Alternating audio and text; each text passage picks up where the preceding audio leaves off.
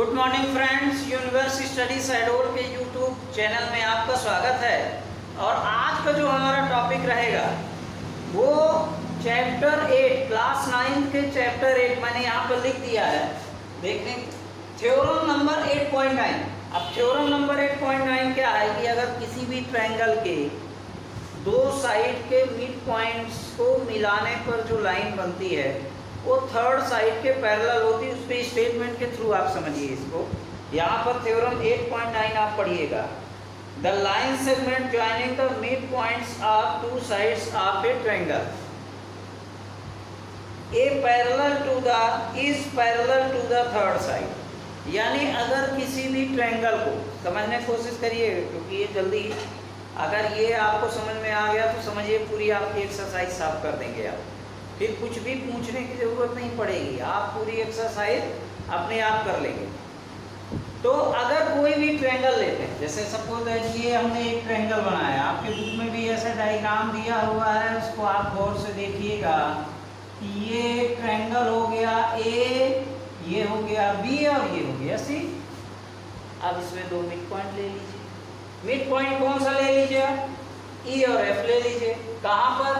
ये जो A B है इस पे मिड पॉइंट ई लीजिए और इस पर एफ जो है ये ई ले लीजिए, ये एफ ले लीजिए और दोनों को मिला दीजिए। ये दो मिड पॉइंट हो। अब इसमें ये बताना, पहले आप लिख लीजिए गिवन क्या है। तो यहाँ पर लिखिए गिवन। गिवन क्या है? In triangle A B C, in triangle A B C, A B C, E and F are two midpoints of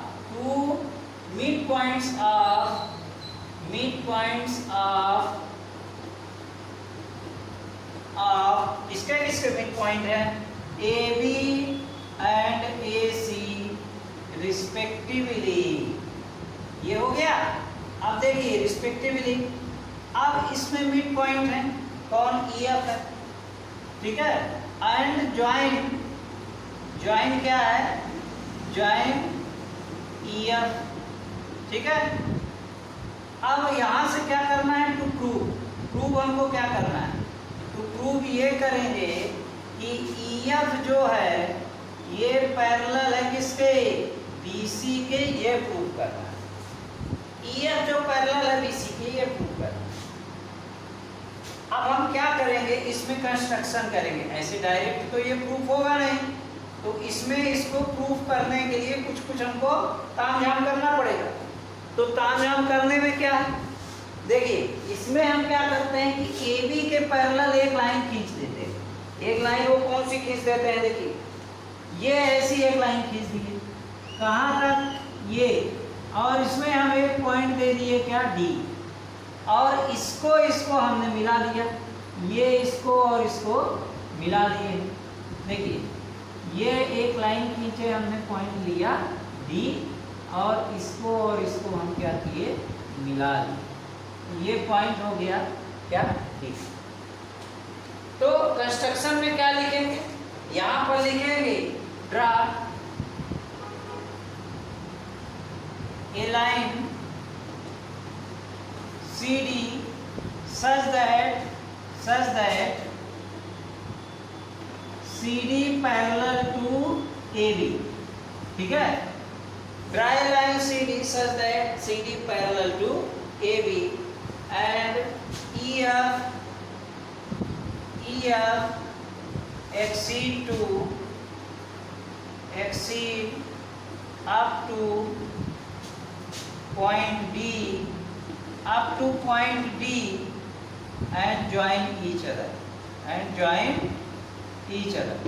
join करा दिए each other।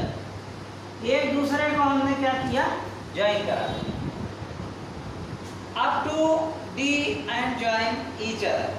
यहाँ पर अब दोनों को हमने मिला दिया। अब क्या करेंगे? देखिए अब अगर दोनों को हमने मिला लिया तो यहाँ पर हम प्रूफ स्टार्ट करते हैं। तो प्रूफ में क्या होगा? देखिए प्रूफ में क्या करेंगे?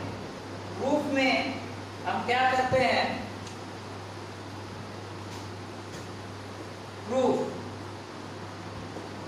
प्रूफ में क्या करेंगे? देखिए सबसे पहले हम क्या करेंगे, इन ट्रायंगल कौन सा ले लेंगे, in triangle AEF and triangle कौन सा CFCD या CFD ले लेते हैं, CFD ले लेते हैं, ठीक है, AEF एंड CDF ले, ठीक है ना। अब यहाँ पर देखिए, यहाँ पे समझ में नहीं आ रहा है, यहाँ पर ज्वाइन ईच अदर। देखिए कहीं पर भी अगर मान लीजिए कुछ कभी कभी क्या होता है, बोलता मैं कुछ और लिखता हूँ, कुछ और देता हूँ, तो यहाँ पर बोलने पर भी ध्यान दिया करिए, एंड ज्वाइन ईच अदर। अगर बोलने पर भी ध्यान देंगे तो लिखा कुछ भी रहेगा तो आप समझ जाएंगे उसमें।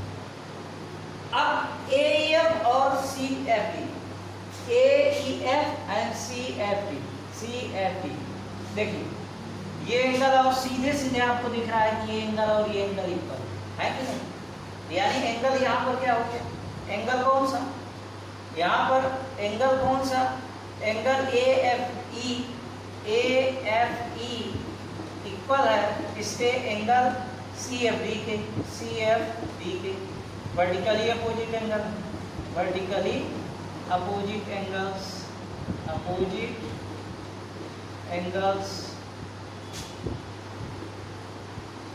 ठीक है, वर्टिकली अपोजिट एंगल्स दोनों इक्वल। इसी तरह से AE यहाँ पर देखिए AF इक्वल हो जाएगा किसके, CF के, क्योंकि F जो है मिड पॉइंट है, F इज मिड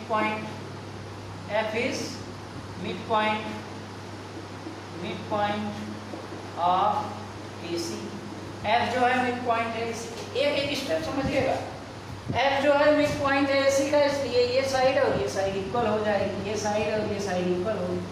अब हमने कंस्ट्रक्शन में क्या किया, ये लाइन पैरेलल इस लाइन के खींचा है, यानी ये एंगल इक्वल हो जाएगा इस एंगल के, हो जाएगा क्यों, अल्टरनेट इंटीरियर एंगल्स, समझ में आ रहा है। लाइंस और एंगल्स में आप देखे होंगे कि जहाँ पर जेड बनता है वो अल्टरनेट इंटीरियर एंगल्स होते हैं, यानी यहाँ पर क्या हो जाएगा, एंगल कौन सा, एंगल AEF, ठीक है, यहाँ पर एंगल EAF इक्वल हो जाएगा एंगल किसके, एंगल किसके इक्वल हो जाएगा, देखिए एंगल EAF इक्वल हो जाएगा एंगल किसके, FCD के, ये क्या हो गया, अब देखिए FCD के हो गया एंगल, तो यहाँ पर क्यों इक्वल हो गया, क्योंकि अल्टरनेट इंटीरियर एंगल, ठीक है, अल्टरनेट इंटीरियर एंगल्स हैं, इनका रीजन मोस्ट इंपॉर्टेंट होते हैं, ठीक है, इसको छोड़िएगा नहीं, इसको सॉल्व करना उतना इंपॉर्टेंट जितना ही है। अल्टरनेट इंटीरियर एंगल्स ये जानना आपके लिए बहुत जरूरी रहता है। तो अब देखिए, तीन कंडीशन हमको कन्वर्सिव प्रूफ करने के लिए चाहिए, और तीन कंडीशन हमारे पास हो गई। पहली कंडीशन कौन सी हो गई, ये एंगल इक्वल हो गया इस एंगल के, दूसरी कंडीशन ये साइड इक्वल हो गई इसका साइड के, तीसरी कंडीशन ये एंगल इक्वल हो गया, ये एंगल इक्वल हो गया इस एंगल के, हो गया कि नहीं। तो अब देखिए, अब यहाँ पर गौर करिए, यहाँ पर देखिए, तो यहाँ पर क्या हो जाएगा, सो ट्रायंगल कौन सा, AEF सिमकॉन्वेक्स टू ट्रायंगल कौन सा, ट्रायंगल CFD के कॉन्वेक्स हो गया, किससे हुआ भाई, ASA से हुआ।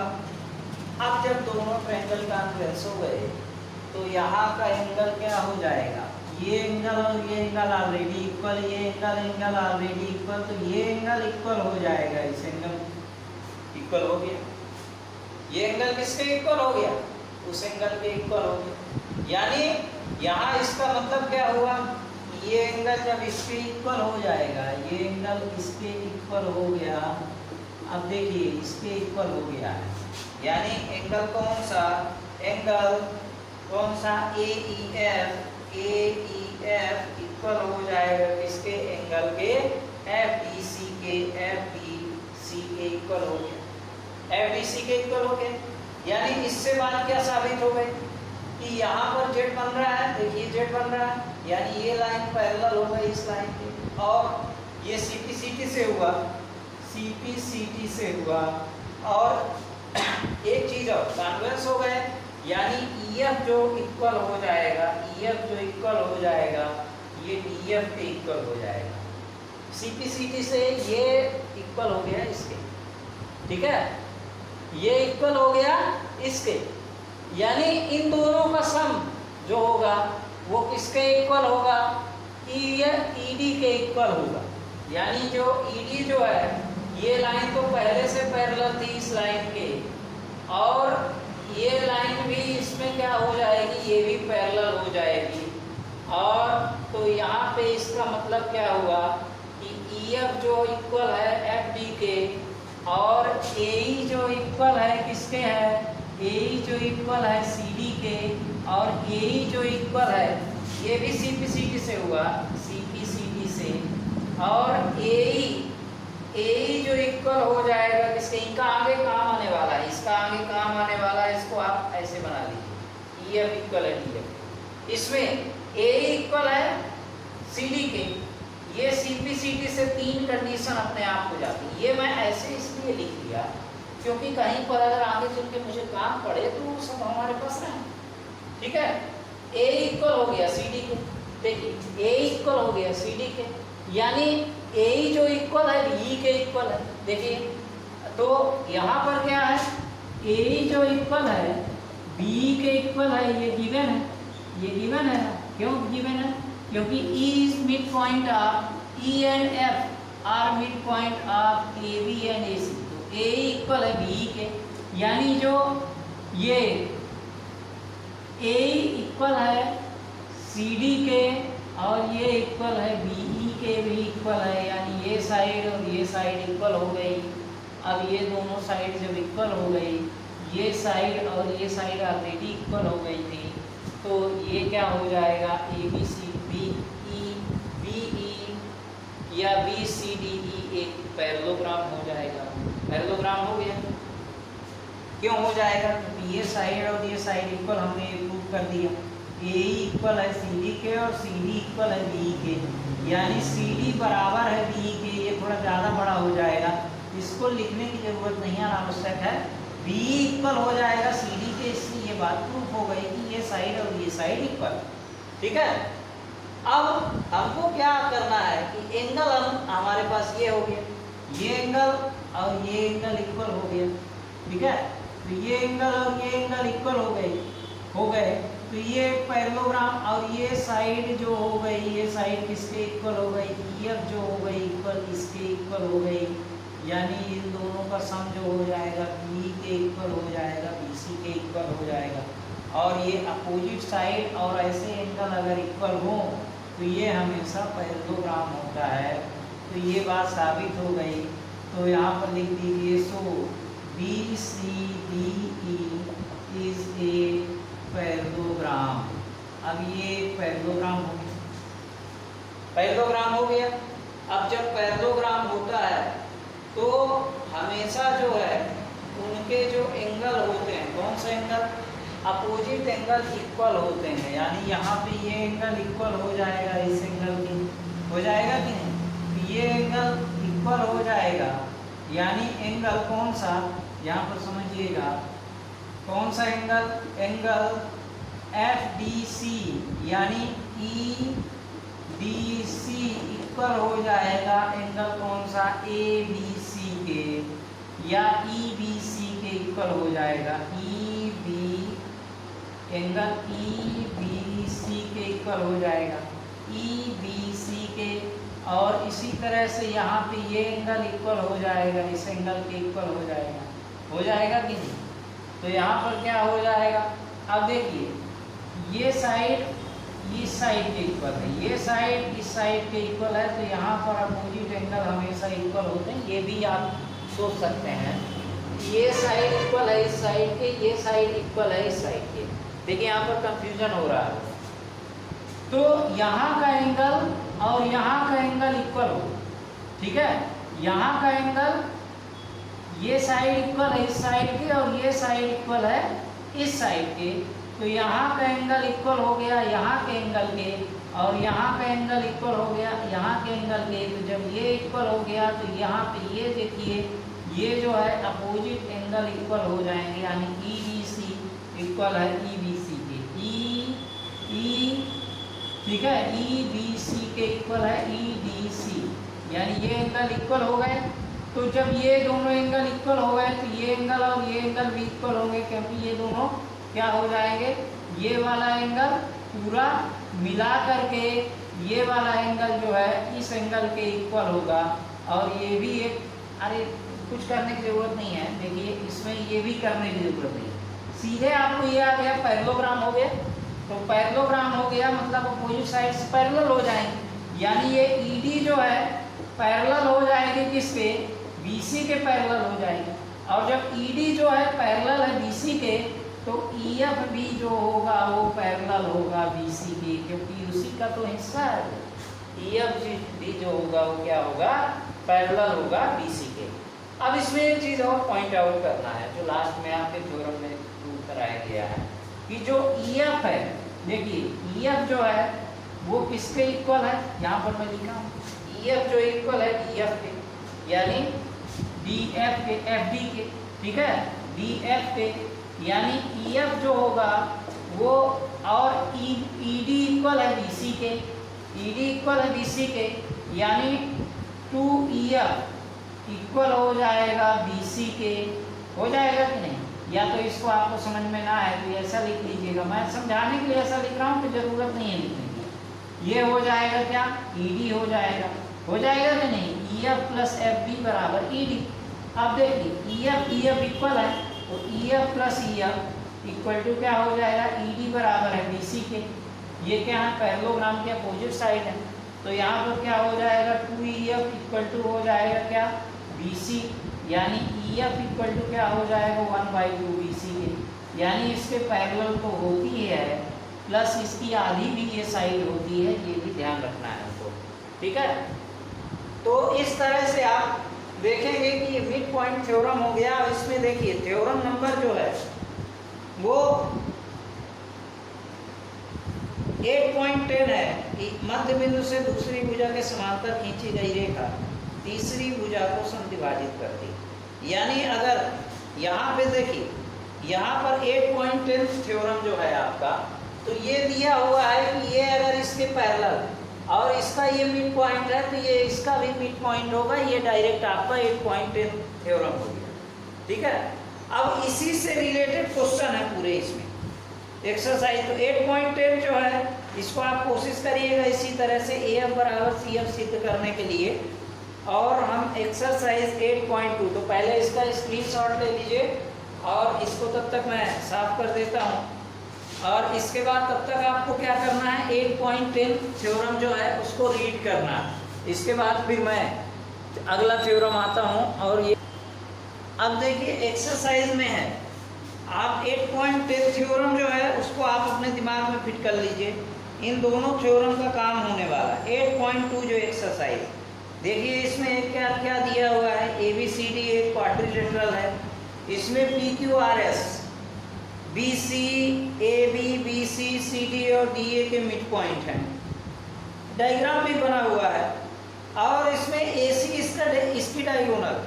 अब हमको ये बताना है कौन सा, SR parallel to AC and SR is 1/2 of AC।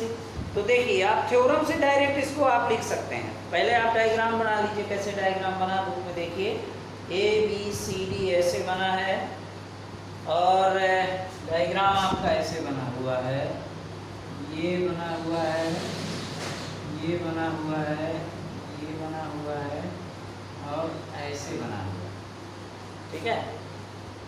और ये PQRS हो गया, तो यहाँ से P हो गया, इसको दूसरे कलर से, यहाँ पर एक पॉइंट हो गया P, यहाँ पर एक हो गया Q, यहाँ पर हो गया R और यहाँ पर हो गया S। इनको मिला दीजिए, ये मिला दिए इससे, ये मिला दिए इससे, ये मिला दिए इससे, ये मिला दिए इससे। अब यहाँ से एक डायगोनल जाती है, यहाँ से एक डायगोनल आपकी खींच दी गई। ये हो गया A, ये हो गया B, ये हो गया C, ये हो गया D। हो गया ABCD, A B C D और इनके मिड पॉइंट है। तो ये जो बुक में पूरा दिया हुआ है इसको गिवन में आप लिख डालिए। गिवन में क्या क्या है, जो बुक में दिया है उसी को लिख डालिए। एक्सरसाइज कौन सी, एक्सरसाइज कौन सी है, एक्सरसाइज 8.2। ये आखिरी एक्सरसाइज है 8 चैप्टर की। इसके बाद में फर्स्ट चैप्टर की डिमांड आ रही है, फर्स्ट चैप्टर करवा दीजिए। इसके बाद फिर मैं ज्योमेट्री पढ़ के आप भी बोर हो गए हैं। और एक बात और कि आप जब भी चैनल को देखते हैं तो आप अपने दोस्तों को, अगर आपको अच्छा लगता है वीडियो तो उनको सेंड भी करिए, क्योंकि जो भी आप चैनल को कैसे देखेंगे, कोई कैसे समझता है कि इसमें जितने ज़्यादा व्यूज़ और जितने ज़्यादा सब्सक्राइबर होंगे उस चैनल को उतना ही अच्छा माना जाता है। तो आप तो इतने मतलब ये हो गए कि आपने वीडियो देख लिया और चैनल को सब्सक्राइब भी नहीं किया, ठीक है, तो मतलब मेरी मेहनत जो है वो सार्थक नहीं जा रही। तो आपको कुछ नहीं करना है, बस सब्सक्राइब का बटन, इससे आपको थोड़ी बेनिफिट भी होगा। तो मैं जब भी आपको वीडियो अपलोड करूँगा तो आपको पता चल जाएगा, आपको मिलेगा, आपके पास नोटिफिकेशन आ जाएगा, आपको लिंक सेंड करने की ज़रूरत नहीं पड़ेगी, ठीक है। तो देखिए यहाँ पर क्या हो गया कि गिवन लिखेंगे आप, यहाँ पर लिखिए गिवन। गिवन में क्या है, गिवन में आप लिखेंगे कि ए बी सी डी ये गिवन है। A B C D is a quadrilateral, ठीक है, कैसा है, quadrilateral, quadrilateral. A B C D is a quadrilateral. P Q R and S R mid points of, ये बुक में जो लिखा हुआ है उसी को मैं लिख रहा हूँ, mid points of A B B C C D and A D respectively.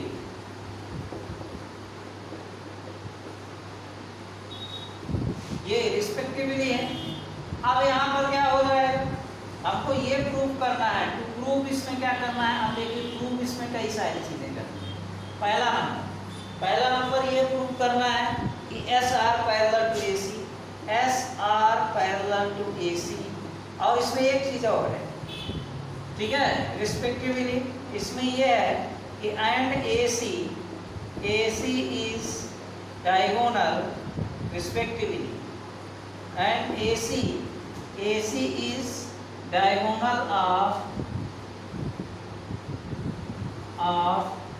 quadrilateral ABC। ऐसा quadrilateral लिखेंगे वो ABCD लिखेंगे, diagonal of ABC।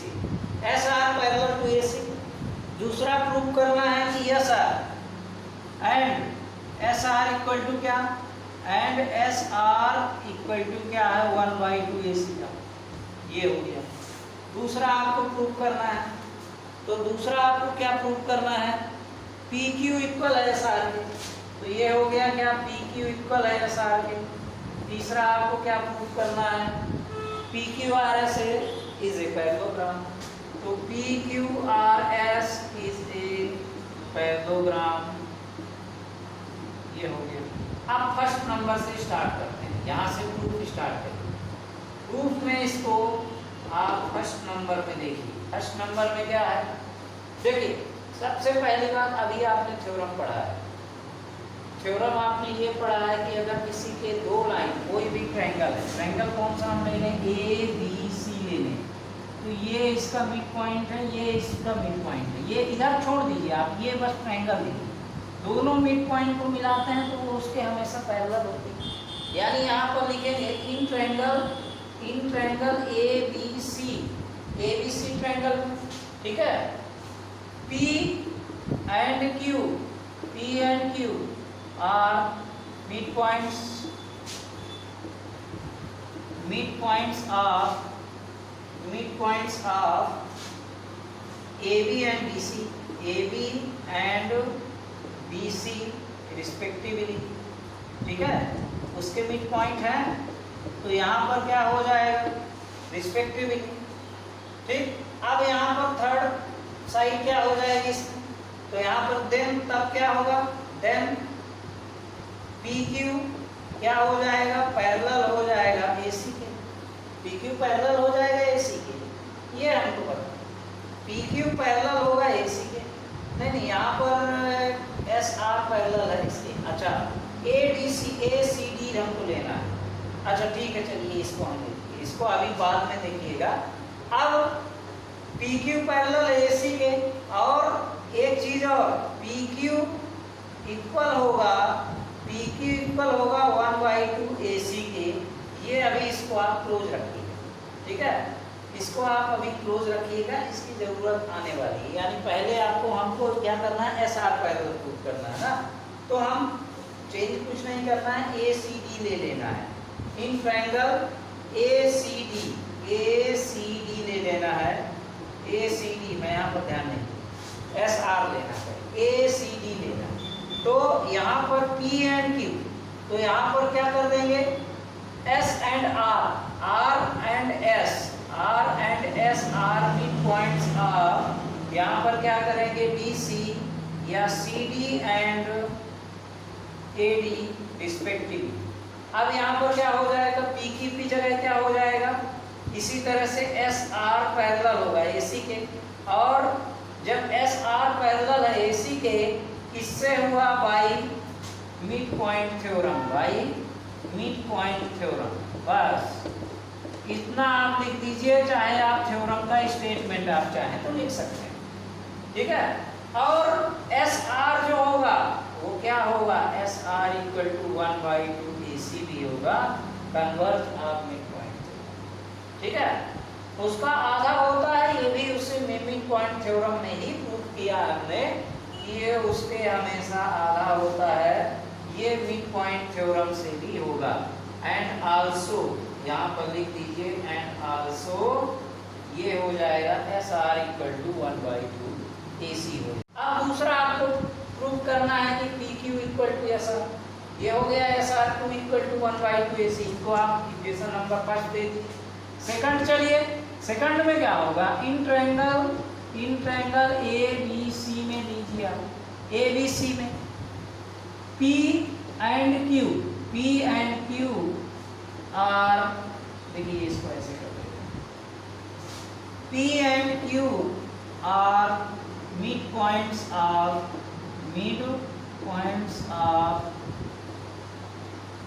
Points of किसके मिड पॉइंट है, AB and BC respectively, AB और BC के हैं मिड पॉइंट। तो यहाँ पर क्या हो जाएगा, देन यहाँ पर क्या हो जाएगा, PQ पैरेलल होगा AC के, ये हो गया बाई मिड पॉइंट थ्योरम से ये हो गया। और PQ जो होगा 1/2 होगा AC के, ये हो गया दूसरा इक्वेशन, अब देखिए फर्स्ट इक्वेशन क्या है, SR इक्वल टू 1/2 AC के, अब PQ भी है 1/2 AC के, AC दोनों हैं यहाँ पर देखिए, तो यहाँ पर इसका मतलब क्या हो जाएगा कि PQ इक्वल हो जाएगा SR के, from equation first and second,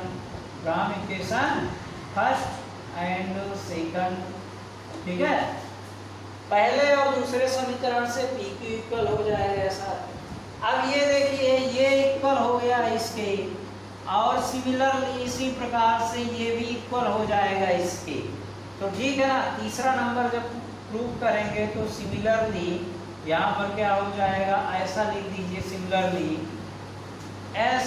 PS parallel हो, PS क्या हो जाएगा, देखिए PQ इक्वल है SR में, ठीक है। तो PQ जो है, सिमिलरली PQ यहाँ पर क्या हो जाएगा, ये एक चीज और, यहाँ पर देखिए SR पैरेलल है AC के, ठीक है, PQ पैरेलल है AC के, यानी PQ पैरेलल हो जाएगा, यहाँ पर देखिए PQ पैरेलल, सिमिलरली इसी तरह से यहाँ पर क्या लिख देंगे, PS पैरेलल हो जाएगा RQ पे, ये PS SP पैरेलल हो जाएगा RQ पे या QR, ठीक है, QR के पैरेलल हो गया। अब जब ये क्यू आर के पैरेलल हो गया, ये पैरेलल है इसकी, इसी तरह से इधर डायगोनल बनाएंगे तो ये करने की जरूरत नहीं, क्योंकि काफ़ी लंबा क्वेश्चन हो जाएगा। इतने में ही पर्याप्त है, आपको 5-10 नंबर इसमें जो मिलने होंगे, ये 6-7 नंबर का है, इसलिए ज़्यादा परेशान होने की जरूरत नहीं। पी एस पैरेलल है क्यू आर के, पी एस पैरेलल है क्यू आर के, एंड यहाँ पर क्या है, पी क्यू पैरेलल है किसके, ए सी के, और एस आर पैरेलल है ए सी के, तो देन यहाँ पर क्या होगा, देन पी क्यू पैरेलल हो जाएगा एस आर के, ठीक है, पी क्यू पैरेलल हो जाएगा एस आर के, और पी एस पैरेलल हो जाएगा क्यू आर के, ठीक है। ये we have already proved, we have already proved.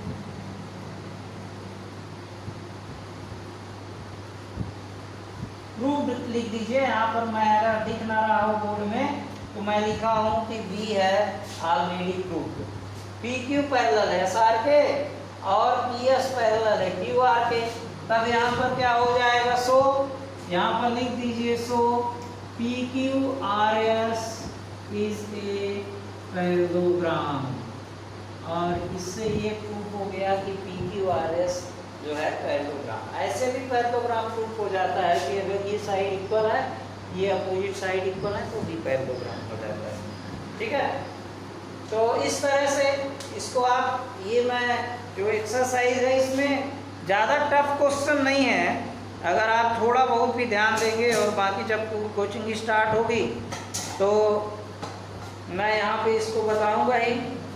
तो देखिए क्वेश्चन नंबर 7 क्वेश्चन है इसमें, तो इसमें आप ट्राई करिएगा, जो ना बने वो कमेंट बॉक्स में लिखा करिए, या मेरा पर्सनली व्हाट्सएप नंबर मैंने दे दिया है, तो अगले वीडियो में जब भी मैं वीडियो अपलोड करूंगा तो आपको ये मैं बताऊंगा भी, और साथ में बात भी करेंगे। और जैसे ही मेरे 1000 सब्सक्राइबर होंगे तो फिर मैं ऑनलाइन क्लास स्टार्ट करूंगा, क्योंकि इससे ये पता चल जाएगा कि अच्छा रिस्पांस अच्छा मिल रहा है, मुझे अपना वीडियो बनाने का मतलब भी समझ में आ जाएगा कि रिस्पांस मिल रहा है कि नहीं मिल रहा है, तब मैं ऑनलाइन क्लास स्टार्ट करूँ। जब मैं ऑनलाइन क्लास स्टार्ट करूँगा तो उसमें आप जो पूछना होगा वो आप पूछ लीजिएगा।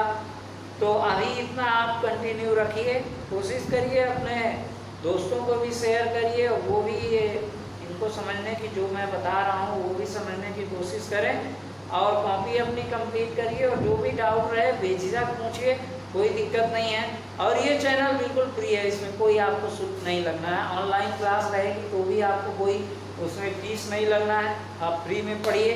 चलिए, thank you for watching, goodbye, take care.